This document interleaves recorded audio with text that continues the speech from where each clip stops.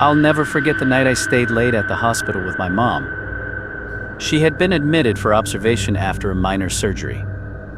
It wasn't anything serious, but I wanted to be there for her. The hospital wasn't new. It had that old, slightly run-down vibe that makes everything feel creepier after sunset. Her room was on the second floor, at the end of a dimly lit hallway. Mom fell asleep early thanks to the medication, so I sat in the chair by her bed, scrolling through my phone and trying to stay awake.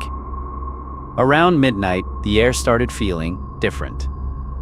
Heavy, like the room was closing in.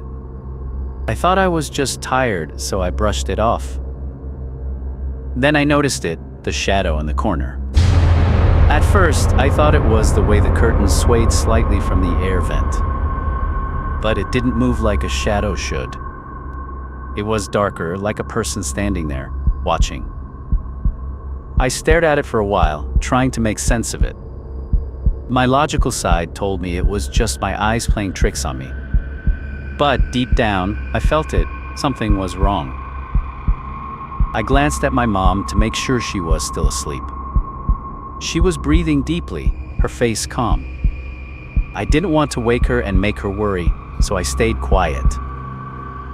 But the longer I looked at that shadow, the more it seemed to shift. Not like it was fading, but like it was getting closer. Then I heard it. A soft voice whispering my name. I froze. My throat went dry and my heart started pounding.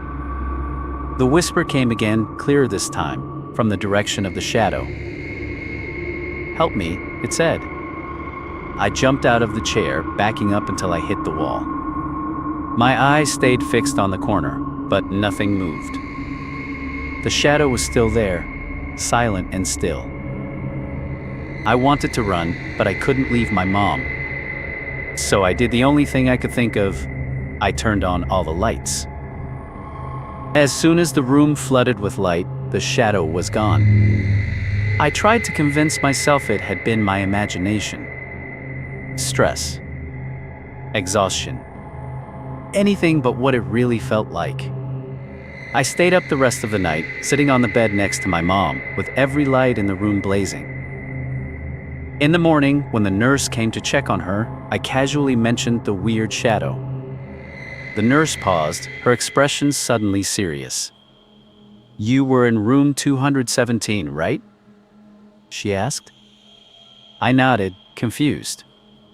She glanced at the doorway, like she didn't want anyone else to hear. "A woman passed away in that room a few years ago. She was alone, no family, no friends.